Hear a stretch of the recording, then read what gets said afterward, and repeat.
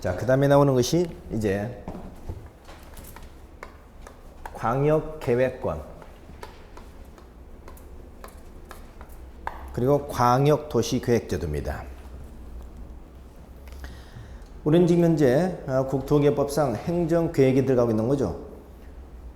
지난주에 우리가 부동산공법상 최상위 행정계획이 뭐라고 그랬나요? 국토종합계획이라고 했습니다. 전국 국토개발의 20년짜리 청사진. 그런데 이 국토종합계획은 근거법이 지금 현재 우리가 공부하고 있는 국토계획 및 이용에 관한 법률이 아니라 국토기본법이라는 법이에요. 이 국토기본법은 부동산공법 중에서 최상위법이거든요. 그런데 이 국토기본법은 우리 시험의 출제범위가 아닙니다. 출제범위가 아니기 때문에 국토종합계획은 여기서 직접 다루지 않는 겁니다. 그러면 우리가 현재 다루고 있는 국토계획 및 이용에 관한 법률에서 최상위 계획은 바로 광역도시가 되는 거죠. 그래서 광역계획권, 광역도시계획제도를 여기서 다루게 됩니다. 자, 광역계획권 지금 뭐냐? 자, 이런 거죠. 여기에 A라고 하는 도시가 하나가 있다. 여기에 B라고 하는 어떤 도시가 하나 있습니다. 그러면 A 도시, B 도시는 각기 자기 나름대로의 기본계획 수립하겠죠? 20년짜리 기본계획. 기본계획을 수립하고 열심히 노력을 하지만 때로는 나 혼자만 도저히 안 되는 게 있죠. 그 도시가 가지고 있는 각종의 한계 상황이 있을 수 있습니다. 예컨대 여기는 서울특별시고요. 여기는 옆에 있는 경기도 양평군이라고 합시다. 경기도 또는 구리시라고 합시다. 그러면 서울시는 사람이 너무 집중되어 있어서 사람의 집중으로 인해서 현대 도시가 안고 있는 각종의 문제점을 야기시킬 수 있죠. 제일 대표 형식 주택 문제, 두 번째 교통, 세 번째 쓰레기 매립장 환경 이런 문제. 이런 문제를 자체 도시에서는 도저히 해결의 기미가 안 보인다 이 말이지. 이게 고민이야. 근데 옆에 있는 이 도시는 비교적 땅은 넓은데 돈이 없어서 개발을 못하고 있어요. 그럼 반대로 여기는 돈은 있으나 뭐가 없고 땅이 없고 여기는 땅은 있으나 돈이 없죠. 이런 상반된 문제점을 가지고 있을 때 혼자서 해결할 수 없는 이 문제를 혼자서 아무리 끙끙거리고 있어봐야 안 되잖아요. 혼자서 안 될 때는 때로는 어떻게 한다? 같이 더불어 같이 해결하는 방법이 좋지 않습니까? 이런 경우에 이 두 개 도시를 묶어서 이 문제를 공동으로 같이 해결해보자 라고 생각할 때 두 개 이상의 도시를 묶어서 지정되는 것이 광역계획권입니다. 광역이라는 의미는 항상 둘 이상의 도시라는 뜻입니다. 그래서 둘 이상의 도시를 묶어서 지정하는 것이 광역계획권이에요. 이 광역계획권은 누가 지정하느냐? 이렇게 지정해요. 첫째, 국장이 지정할 수도 있고요. 도지사가 지정할 수도 있습니다. 도지사가 지정하는 경우는 어떤 경우냐? 이게 같은 도일 때. 여기가 경기도 구리시, 경기도 양평군, 구리시, 양평 같은 도이죠. 이때 누가 지정한다? 경기도지사가 지정합니다. 만약에 둘 이상 시도일 때 이때는 국장이 지정합니다. 예컨대 여기가 서울시, 경기도 여기가 성남시 이런 경우. 그럼 보세요. 서울시는 여기가 시죠? 성남시는 경기도죠? 둘 이상 시도에 걸쳐 있죠?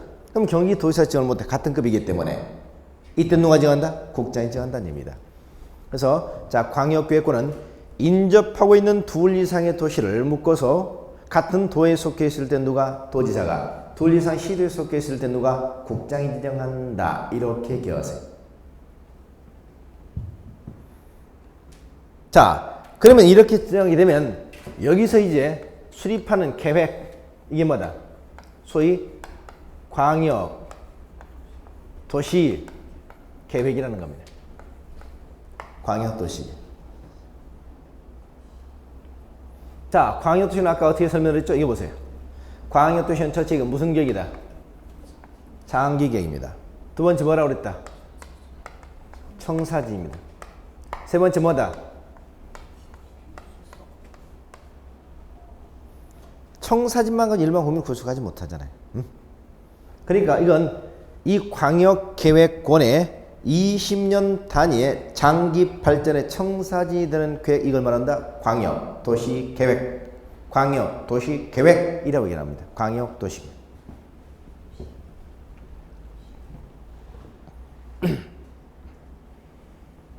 자, 그러면 이 광역도시계획은 이제 이 광역도시는 누가 수립하느냐? 이 광역도시 수립권자 나오는데, 수립권자는 말은 여기서는 누구야? 국장, 또 시도지사, 또 시장, 군수,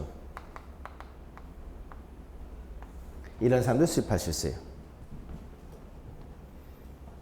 그러니까 지정은 누가 있습니까? 여기서 광역교권 지정. 지정 국장하고 도지사만 지정했죠. 시도지사 아닙니다. 같은 별도로 국장, 시도지사. 그러나 수립은 누가? 국장이 수립하는 경우도 있고, 시도지사 수립하는 경우도 있고, 시장으로서 수립하는 경우도 있습니다. 간단하게 이렇게 생각해 볼까요? 간단하게 해보세요. 같은 도에 속해 있죠. 그냥 상식적으로 생각해 보세요.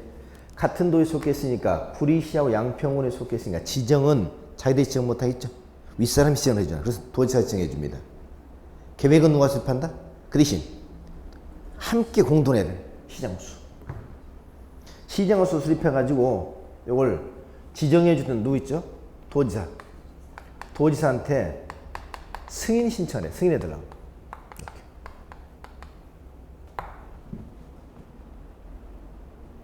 또 보세요. 이번엔 둘 이상 시도에 걸쳐 있어. 서울시하고 경기도. 그러니까 자기들이 지정 못하고 누가 지정해? 국장이 지정했어. 국장. 국장이 지정하고 계획은 누가 수립한다? 역시 시도지사가. 수립해서 또 누구한테? 국장한테. 이렇게 승인 신청해야 돼요. 국장? 국장이 누구였더라? 네? 국장이? 국장이 누구요? 국토해양부가 아니고 국토교통부로 바뀌었죠. 국토교통부 장관. 국토교통부 장관. 그 사람이 시도지사보다 아마 높죠? 네? 네. 자, 그래서 시도지사 국장한테. 그리고 국장이 직접 수립하는 경우도 있습니다. 어떤 경우냐면 시도지사, 이게 우리 소위 어떤 국가적인 계획 있죠? 어떤 국가 계획과 관련된 경우. 이런 경우 국장이 직접 수립하게 돼요. 그래서 수립권자는 국장, 시도지사, 시장으로 되는 거죠. 지정권자는 국장, 도지사. 국장, 도지사. 이게 광역도시 수립권자입니다. 그러면 그 광역도시계획의 내용은 뭐냐? 내용은 크게 우리가 한 5가지 정도 나누는데요. 자, 이게 보세요. 우리가 이 2개 이상의 도시를 묶어서 공동으로 같이 개발하고 앞으로 공동으로 어떤 공조체제를 이어가자. 그러려면 이 광역도시 내용에 제일 먼저 여러분은 뭘 고려하겠습니까? 2개 이상의 도시를 연결하려면 제일 먼저 뭐가 필요해? 연결, 고리 역할을 할 수 있는 것이 필요하겠죠. 그게 뭐냐? 도로, 철도, 공항 이런 것을 어떻게 할 것이 제일 먼저 나오겠죠. 그게 여러분 교재 231쪽에 보면 3번입니다. 3번. 전체 뭐가 나와요?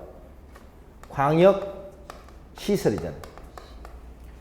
광역시설을 어떻게 설치할 거냐? 규모는 어떻게 할 거냐? 이거죠. 광역시설의 설치, 배치, 규모란. 이런 걸 제일 먼저 따져야 됩니다. 순서가. 자, 여기에 뭘 하겠다? 우선 도로를 개설하겠다. 50m, 그죠? 이런 광역시설 설치 정비. 자, 이게 끝나고 나면 두 번째는 뭐가 되냐?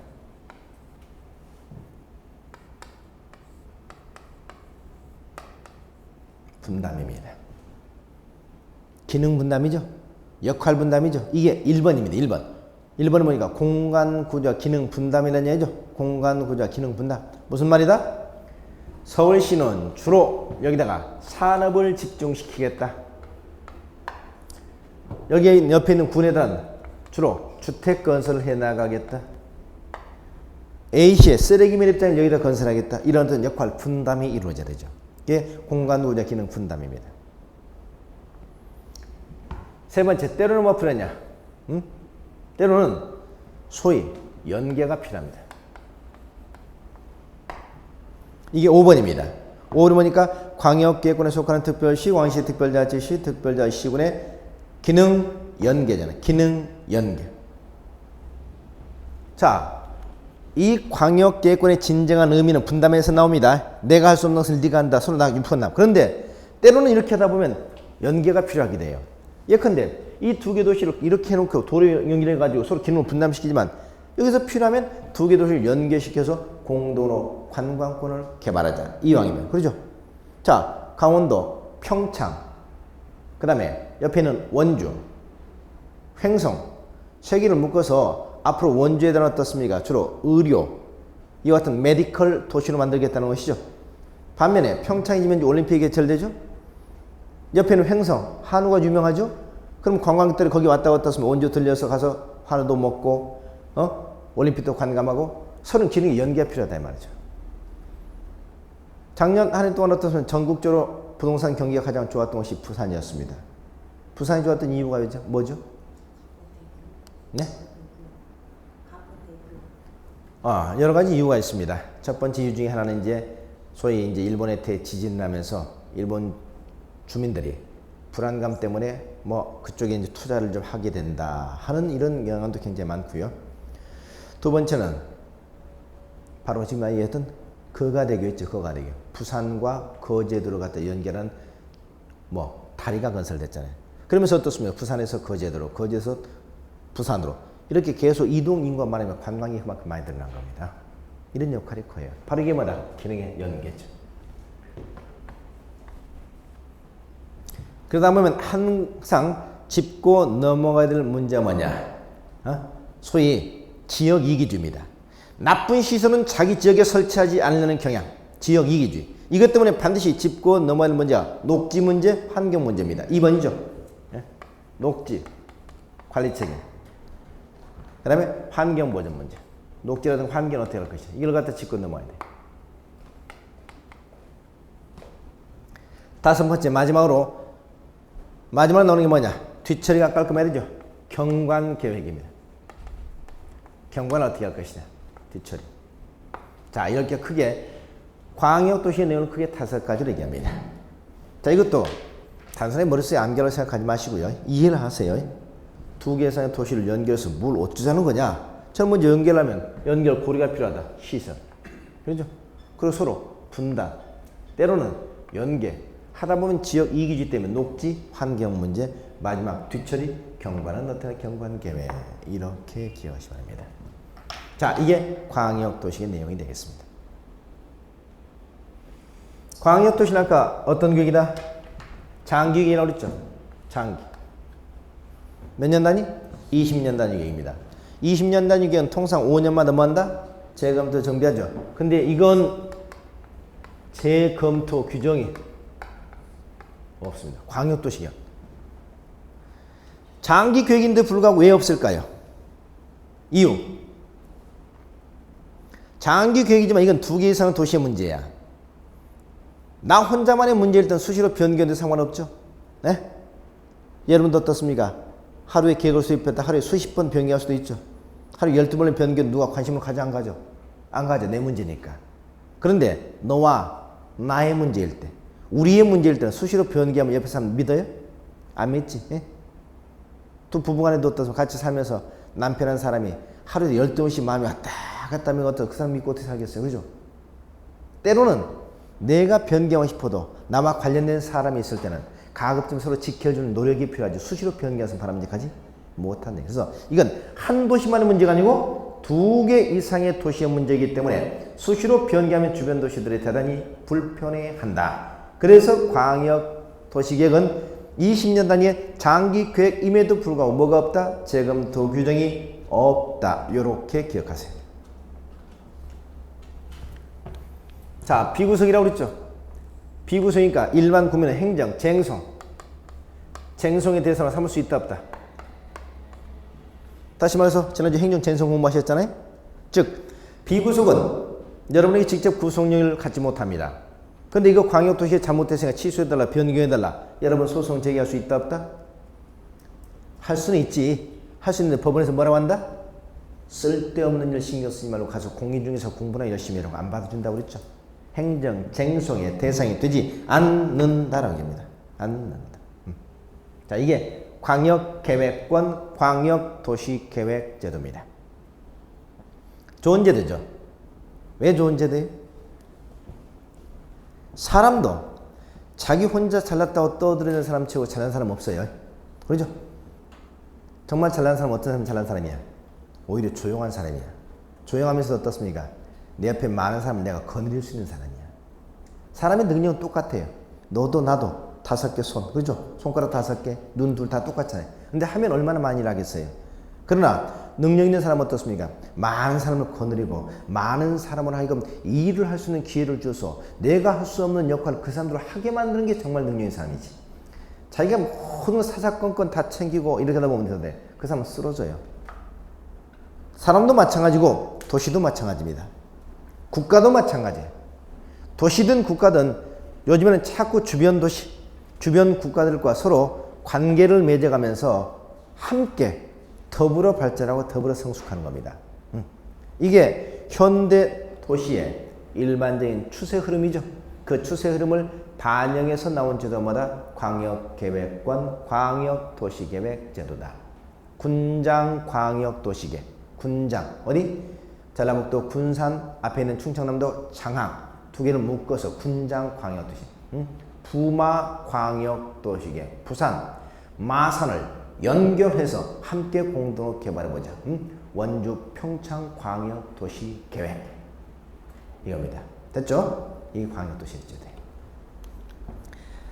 자, 그 다음에 나오는 것이 이제 231쪽에 도시군 기본계 나오죠.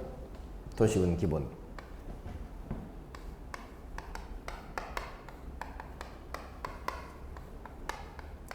자, 도시군 기본계획은 아까 도시군 계획을 둘로 나눴죠? 도시군 계획을 도시군 기본계획과 도시군 관리계획으로. 그럼 먼저 나온 게 도시군 기본계획입니다. 그러면 도시군 기본계획 우선 여기가 어디를 얘기한다? 6개 관할 지역을 말하죠. 특별시, 광역시, 특별자치시, 특별자치도, 시군입니다. 기본계획의 내용은 뭐냐? 표제 한번 볼까요? 거기 뭐라고 되냐? 기본계획의. 기본계획이란 특별시, 광역시, 특별자치시, 특별자치도, 시군의 관할구에서 기본적 공간구조와 장기발전의 방향이라고 했죠? 공간구조와 장기발전의 방향을 제시하는 종합계획으로서 종합계획. 도시군 관리가 수립에 지침이 되는 계획을 말한다고 그랬죠. 자, 그럼 내용은 2가지입니다. 내용은 2가지. 첫째 뭐예요? 기본적인 공간구조.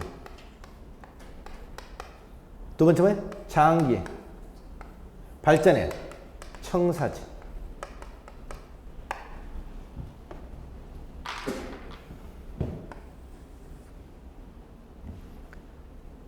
자, 그러면 기본계획의 가장 중요한 2가지 내용 뼈대는 바로 이 2가지로 기본적인 뭐라고? 공간구조를 뭐한다? 제시한다. 공간구조. 이 공간구조가 뭐죠? 좀 어려운 얘기죠. 공간구조. 감이 잡힙니까? 공간구조. 공간구조 다른 말로 틀, 프레임. 이게 공간구조입니다. 서울시라는 도시가 있다. 그러면 서울시의 20년짜리 장기발전 청사진에서 제일 먼저 짚고 넘어야 할 것이 서울시의 기본적인 틀을 어떻게 짤 거냐는 겁니다. 프레임. 이게 서울시는 종전에 이렇게 되어 있었습니다. 도심,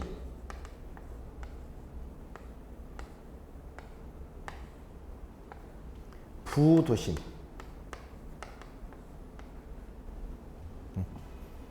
이걸 종전에 1, 도심, 5, 부도심 체제라고 합니다. 다시 말해서 서울의 중구, 종로를 하나의 도심으로 놓고 외곽지대 5개 부도심을 배치합니다. 여기가 서부권의 상암동 부도심, 여기가 남부권의 여의도 부도심, 여기가 동부권의 왕십리 부도심.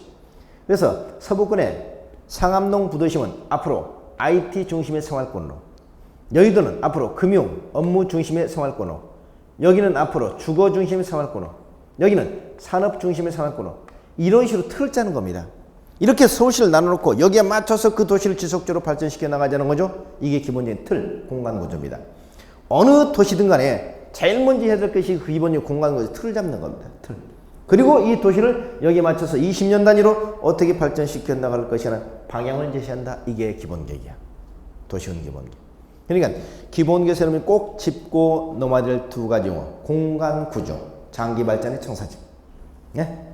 그러니까 서울시 도시 기본계획하면 서울시의 기본적인 프레임, 틀을 1도심, 5부도심으로 짜놓고 20년 동안 서울시를 어떻게 발전시켜 나갈 것인가는 장기 발전의 청사진을 제시하는 계획이 뭐다? 도시군 기본계획이다. 그래서 어떤 도시를 알고 싶으면 제일 먼저 무엇을 확인해봐라? 기본계획을 확인해 보셔야 됩니다. 서울시가 궁금하거든. 서울시 도시 기본계획을 찾아보셔야 돼요. 아셨죠? 이게 기본적인 내용입니다.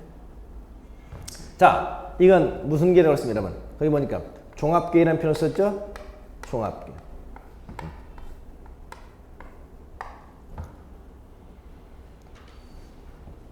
또 이건 도시, 군, 관리계획. 수립에 지침이 된다고 그랬죠? 그러면 종합계획이다 하는 것은 뭐냐 말이죠. 종합계획이라는 것은 이건 부, 문별, 계획이 아니라는 뜻입니다. 부문별 계획이 아닙니다. 다시 말해서 부문별로 계획 나와서 말이죠. 주택에 관한 계획, 교통에 관한 계획, 환경, 상하수도 이런 각 분야별 계획을 말합니다.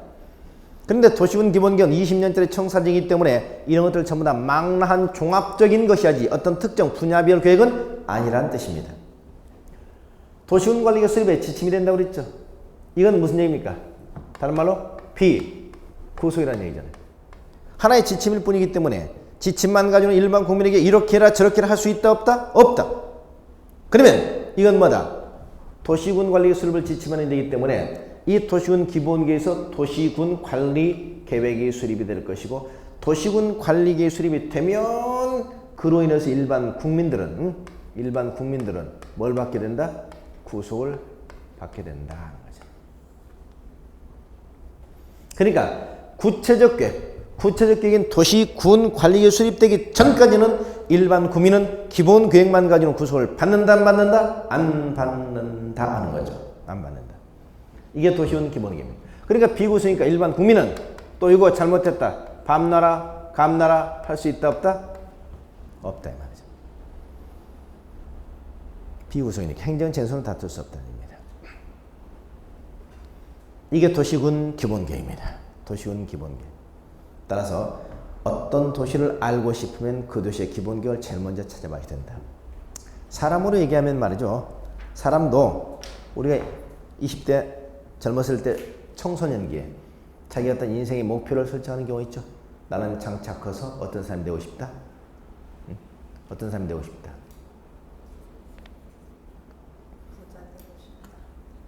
야, 뭐 추신수 같은 사람이 되고 싶다. 라든가 아니면 어떤 소리. 나는 문재인 같은 사람이 되고 싶다. 라든가 하여튼 이런 자기 남들도 목표 설정하겠죠.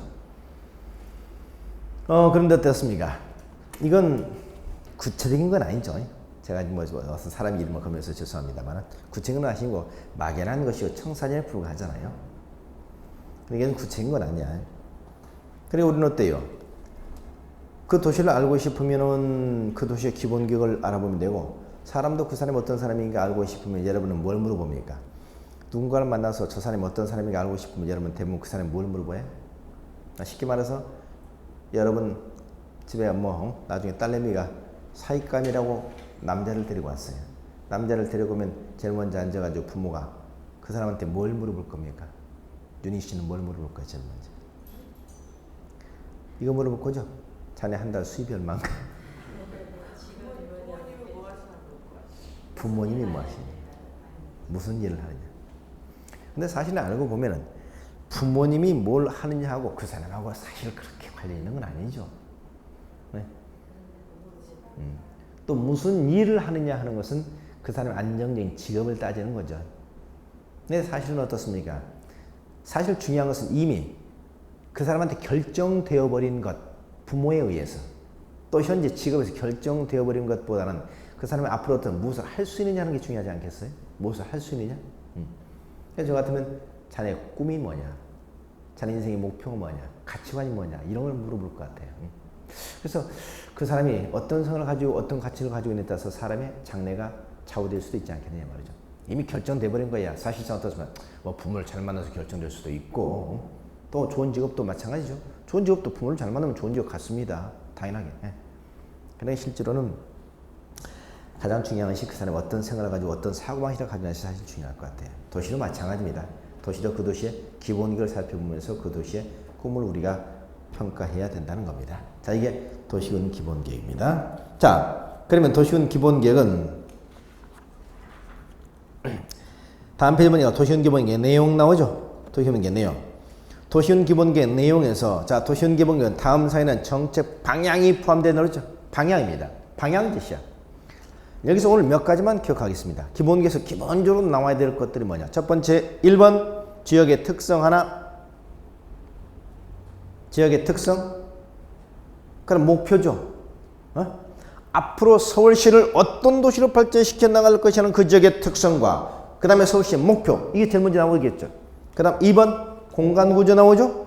자, 틀이죠. 틀. 이 틀을 짜야 될 거 아닙니까?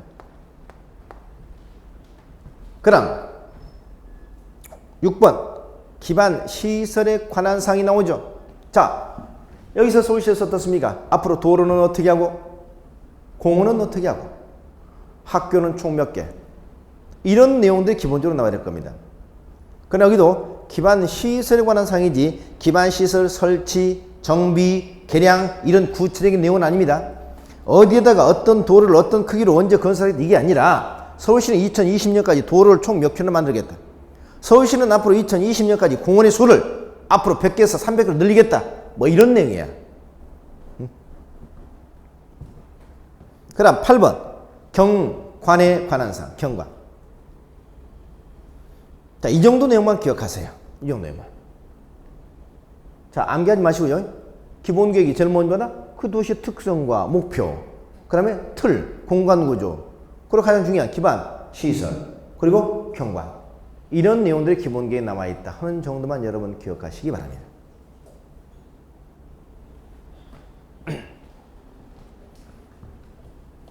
서울시의 특징이 뭐죠? 서울시가 가지는 특징. 어떤 도시든 간에 그 도시 어떤 지역적인 특성이 나타난다고 그 특성에 맞춰서 그 도시를 발전시키는 바람직하죠. 사람도 각기 다른 특징이 있지만 서울시는 여러분이 생각할 때 서울시가 가지고 있는 도시만의 특징은 뭐라고 생각하십니까?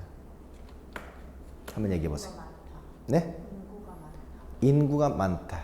그건 서울시 도시의 특징일까요? 도시의 특징. 서울시가 아닌 도시로서의 특징. 네? 사람이 밀집되어 있다. 네. 자, 선생님 적지 마세요. 적지 마세요.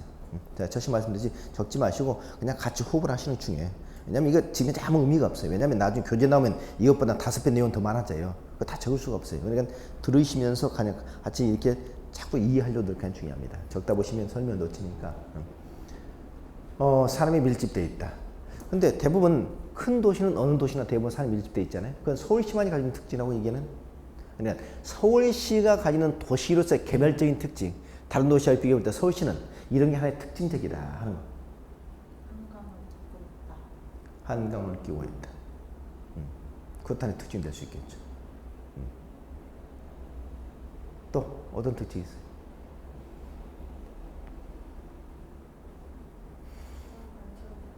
네? 중앙관청이 밀집되어 있다. 그건 이제 대부분 수도인 도시는 언제나 똑같지 않겠어요? 외국 도시도 수도에 보던 중앙관청이 밀집된 건 똑같은 거잖아요. 그러니까 서울시가 뭐 이태리 어떤 도시라든가 이런 도시와 비교할 때 파리라든가 영국이라든가 이런 도시와 비교할 때 이것만 우리가 가지고 있는 우리 서울시가 가지고 있는 특징이다 하는 것들.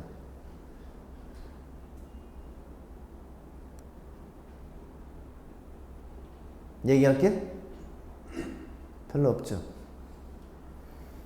제가 볼 때는 서울시의 특징은 별다른 특징이 없다는 거예요. 별다른 특징이 없다. 이게 특징이라고요. 이게 좀 아쉬운 점이죠. 이게 아쉬운 점.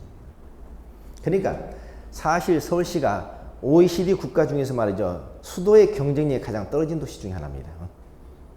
그리고 뭔가 서울시가 가지고 있는 특징을 살려가지고 외국의 관광객도 더욱더 많이 찾아오게 만들고 외국에서 서울시를 찾아와서 서울시는 참 이런 게 특징적이었다.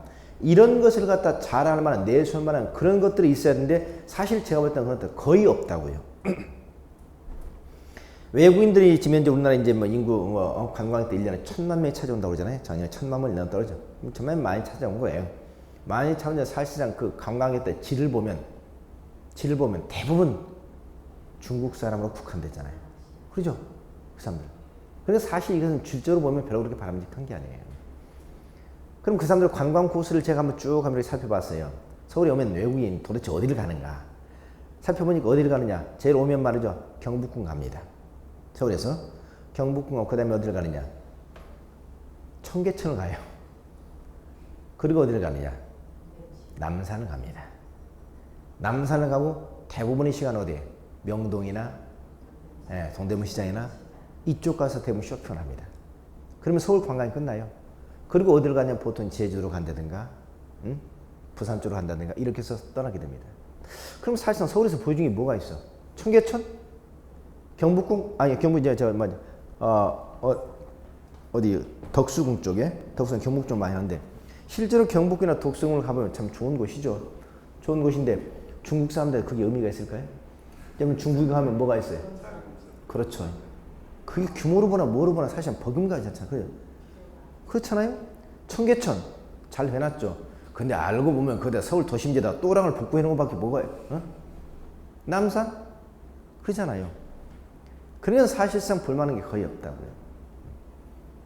그러니까 사실상 우리 그 사람들이 와가지고 하는 것이 겨우 어떻습니까? 그래서 우리나라 사람들 좀 뭐 깨끗하고 환경 좀 깨끗하고 질서 잘 지키고 뭐 이런 것 정도. 그리고 무슨 뭐 쇼핑사를 가는 거 이 정도지. 사실상 우리 관광業으로서는 별로 그렇게 없는 것 같아요. 그래서 이런 것들 좀 잘 만들어 놓고 그게 좀 필요해요. 그래서 제가 볼 때는 개인적으로는 좀 마신 것처럼 서울시가 가지고 있는 특징이라면 제가 볼 때는 첫째, 서울에 좋은 산들이 있다는 겁니다. 북한산이라든가 관악산 같은 이 수도 내에 이렇게 좋은 산들이 있는 것이 거의 별로 없어요. 근데 사실 그 사람 참 아름다운 산들이 좋은 산들인데 그렇다고 해서 그 사람들을 데리고 사실 등산시킬 수는 없잖아요. 네. 또 하나 특징은 사실상 아까 말씀한 한강이에요. 한강 사실 어디 나라에도 사실 빠짐없는 좋은 강입니다. 뭐 영국의 뭐 방이라든가 파리라든가 다른 나라 동남아시아에서 강들이 있는데 뭐 이런 중국이라든가 베트남이라든가 다른 데 가면 강들이 있는데 강이 어때요? 그냥 지저분하고 빨간 항토물이잖아요. 근데 그 나름대로 그 강을 살려가지고 관광객들을 많이 유치하고 싱가포르 같은 데 가면 어때요? 싱가포르 같은 데 보면 거기 보통 강을 따라서 보통 관광 코스가 정해지고 야간에 선상 크루즈를 하고 마지막 관광 끝내고 이렇게 해서 엄청나게 부를 창출해내요. 근데 이 좋은 강을 가지면 이용을 못하고 있는 거예요. 한강에서 관광하는 사람 누구예요? 전부 아침 조기한 우리 국민들밖에 없어요. 배를 타봐요. 보는 게 없어요. 그렇죠? 그래서 사실상 저는 이제 아쉬운 게 저는 이제 오세훈 시장 시대에서 한강을 좀 잘 살려서 서울을 수변 도시화 시키겠다. 이탈리아의 베네치아처럼. 그래서 서울 하면 한강을 떠올릴 수 있어요. 그래서 서울의 한강물을 남산까지 끌어들이고 또 이걸 마곡지까지 터널을 파죠. 그걸 끌어들이고 거기다가 인공 호수를 파고 그리고 서울에서 배를 타고 이제 유럽으로 빠져나온 노선. 그 다음에 이제 이런 선상크루즈 중에 이걸 사실 이렇게 구상했던 것인데 사실 이게 사실 무산이 됐죠. 그게 좀 나름대로 아쉬워요. 구상 자체는 굉장히 좋았던 구상이었던 것 같은데. 그래서 사실 서울시는 시급하게 뭔가 그런 어떤 대안들을 내놓는 게 좋지 않겠느냐는 거죠. 또 사실 한강 인근에 아파트 같은 것도 지금 이제 층수를 전부 다 제한하고 있잖아요. 근데 제가 볼 땐 그럴 필요가 없어요. 오히려 한강 인근 이제 고층 빌딩도 많이 지어놓고 그래서 조명이라도 잘 해놓으면 사실 한강이 살아요. 응?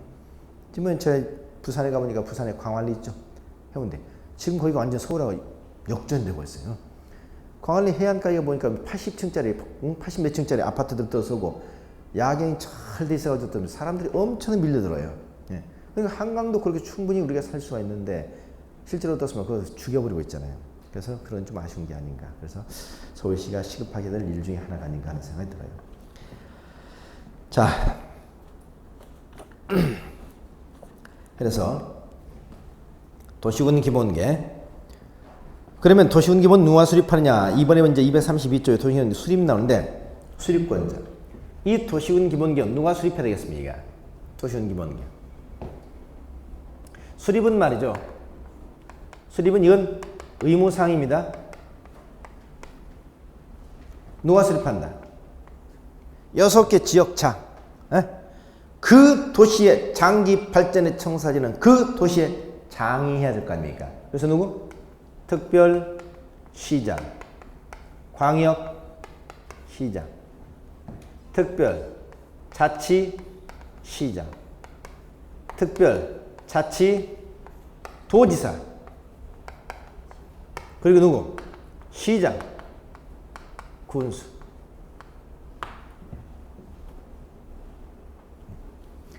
특별자치시장, 특별시장, 광역시장, 특별자치시장, 특별시장, 군수. 이들이 수립을 해야 됩니다. 그렇죠? 그러니까 반대로 얘기하면 누구는 수립할 수 없다? 국장 수립할 수 있어 없어요? 서울시의 방향을 국장이 설정해주면 돼? 내 인생의 목표를 아버지나 할아버지 할머니 결정해주면 돼? 안 되잖아요. 도지사 돼 안 돼? 도지사 안 돼. 왜? 시장은 수가니까. 단 제주도만큼은 어때요? 제주도만큼 시군이 없으니까 제주도지사 가는 겁니다. 그래서 여러분 도시군 기본경은 그 도시의 장기 발전의 방향이고 그 도시는 6개 지역을 말하니까 누가 그 6개 지역 장이 수립한다. 이걸 꼭 기억하세요. 그래서 여기는 꼭 함정이 도시군 기본경은 6개 지역장이 수립하되 뭐 특별히 국가계획과 관련된 국장이 수립한다. 국장이 수립한다. 이 문제가 자주 나거든요. 국장은 절대 수립할 수 없다는 점. 이 점을 주의하시기 바랍니다.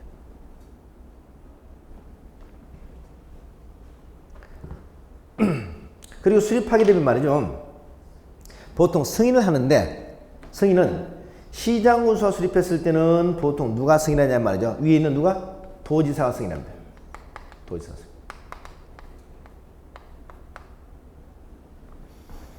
그럼 경기도 양평군수가 수립했다. 구리시장이 수립했다. 경기도지사 승인합니다. 근데 여기에 이들이 수립했다. 누가 승인할까요? 이들은 광역자치단체장이죠. 광역자치단체장이기 때문에 위계질서상 못 사면 국토교통부 장관이 승인하죠. 그래서 여기서 국토교통부 장관이에요. 승인해야 됩니다. 그런데 최근에 보세요. 최근에 중앙정부가 가지고 있는 권한을 자꾸 지방으로 내려보내는 경향이 있습니다. 그래서 한 2년 전까지만 해도 국장이 승인을 했어요. 그런데 최근에 국장이 야 이제 너희들이 알아서 해라. 나한테 귀찮게 하지 말고 승인권을 폐지시켜버렸습니다. 그래서 이제 수립은 6개 지역장이 하고 시장 군수가 수립했을 때는 도지사가 승인하지만 특별시장, 광역시장, 특별자치시, 특별자치, 도지사가 수립했을 때 누가 국장이 승인한다. 이게 없어지고 수립하게 되면 수립과 동시에 뭐가 된다? 확정돼 버린다. 확정돼 버린다. 요걸 기억하세요. 그래서 여러분 도시군 기본계에서 꼭 기억해야 될 두 가지 내용. 누구는 수립할 수 없다? 국장이나 도지사는 수립할 수 없다는 점과 시장 군수가 수립했을 때는 도지사 승인하지만 특별시장, 광역시장 이들이 수립했을 때는 승인권자가 없다는 것. 이게 꼭 함정입니다. 꼭 함정. 올해 시험에서 출제된 문제. 요만 좀 잘 이해하세요. 자, 그 다음 보세요. 이거 아까 장기계획이었죠? 장기계니까 뭐 하겠다? 재검토 정비하겠다. 몇 년마다?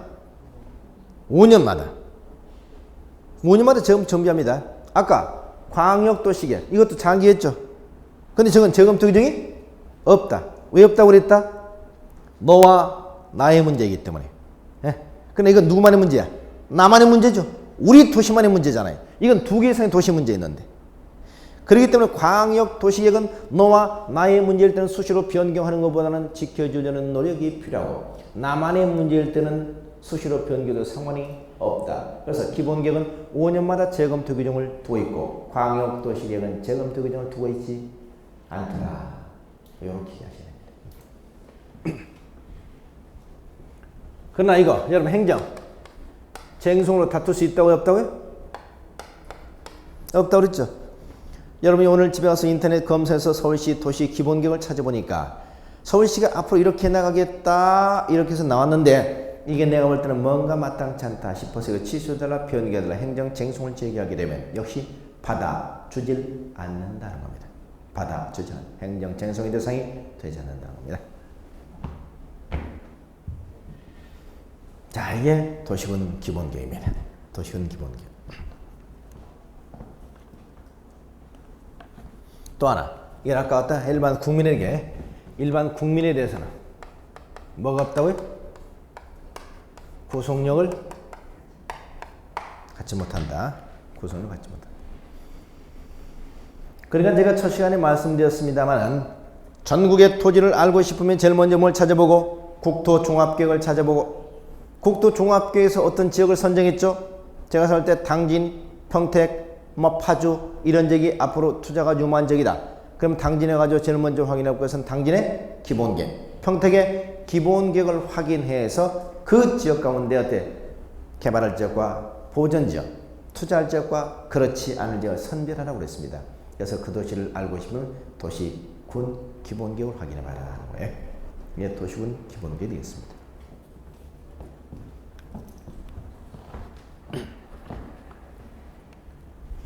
자, 이제 그 다음에 나오는 게 뭐냐?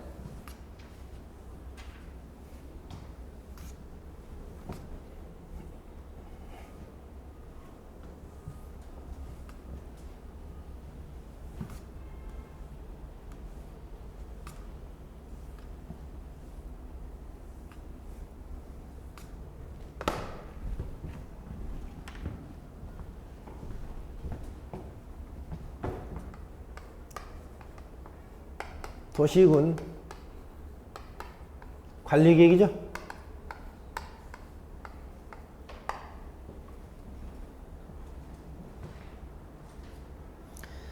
지금까지 우리는 이제 비구속적 계획을 보셨고 지금부터 이제 구속적 계획을 보는 겁니다. 이런 뭔가 직접 관리에 있는. 역시 도시군 관리계획, 도시군이니까 어디다? 6개 지역이죠. 관리계획. 이건 어때? 이건 구체적 계획이라고 했죠. 구체적 계획. 이건 뭐다? 중기 계획이라고 했죠. 그럼 앞으로 이 도시군 관리계획이라는 용어가 우리 부동산 공부에서 사실 가장 중요한 용어입니다.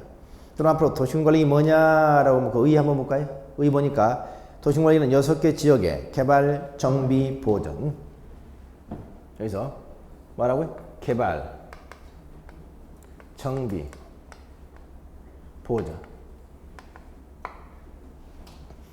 하계소 수립하는 거기 토지 이용, 교통, 환경, 경관, 안전, 산업 쭉 이런 것 대하는 계획을 말한다라고 되어 있죠. 한마디로 그 지역의 토지를 말이죠. 그 지역의 토지를 가장 효율적으로 이용하기 위한 무슨 계획? 구체적 계획. 이렇게 얘기하세요.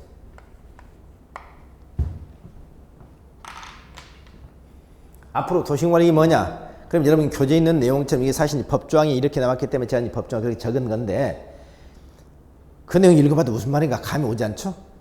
필이 오지 않잖아요. 그렇죠? 필이 오지 않으면 억지로 노력할 필요 없어. 무시해버려. 그럼 필이 오게 만들어야 되지. 어떻게? 앞으로 도시관리이 뭐냐 그러면 6개 지역을 어떻게 해서? 개발, 정비, 보전을 통해서 개발, 정비, 보전하기 위해서 보전하기 위해서 그 토지를 어떻게 하면 가장 효율적으로 이용할 것이냐는 구체적 계획. 그 6개 지역의 토지를 개발, 정비, 보전하기 위해서 수립하는 6개 지역의 토지를 가장 개발, 정비, 보전에 수립하는 가장 구체적이고 효율적으로 이용하는 계획. 어떻게 하면 우리가 살고 있는 그 6개 지역의 토지를 가장 효율적으로 이용할 것인가는 구체적 계획. 가장 효율적으로 이용할 건 구체적 계획이다. 이렇게 하세요. 더 그냥 간단히 줄여서 얘기할 땐 6개 지역의 토지를 가장 효율적으로 이용하기. 가장에다 액센트 한번 딱 주세요. 구체적 계획, 구체적이다 액센트.